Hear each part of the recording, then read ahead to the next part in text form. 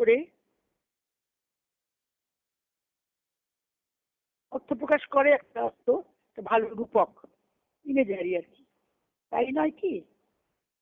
তোমাকে বেঁধে রাখা হয়েছে, তোমাকে নিজের মধ্যে বদ্ধ করে রাখা হয়েছে, যেন জেলে বন্দি করে রাখা হয়েছে। বন্দি কারা হয়ে আছে? আধারের সব অংশগুলো একসঙ্গে গিট দিয়ে বেঁধে, মানে আমার প্রাণ, আমার দেহ, আমার মন, এইভাবে অহংকার আধারের অংশগুলোকে বেঁধে রেখেছে। তাহলে বাঁধার দড়িটা কি? এখানে অহংকার। আবার গুণদড়ি, সত্তরজতম 3 গুণ দড়ি, এই 3টিও আমাকে বেঁধে রাখে, এর থেকে আমি মুক্তি পাই না। মুক্ত হতে হলে আমাকে কি করতে হবে?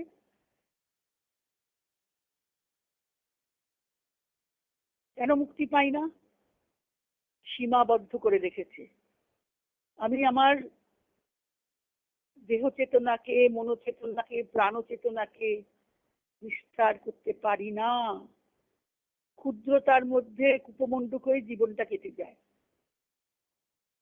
ব্যাপকতা, প্রসার, যেটা জীবনের লক্ষ্য, এক্সপ্যানশন, স্বামীজি বলেছেন না, expansion is life, contraction is death.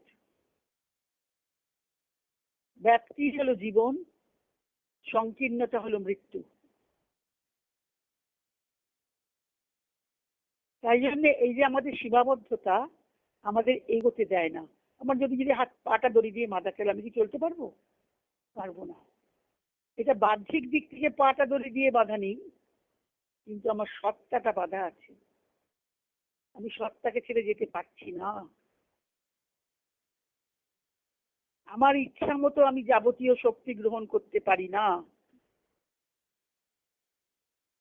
কেননা মা বলছেন, রাশি রাশি গিঁটের দড়ি দিয়ে, এটা আমার, এটা আমি, এটা পারি, আমি এটা ভালো পারি, এগুলো আমার আছে। আমি আর আমার এই দুটো থেকে শুরু হলো অসংখ্য গিট।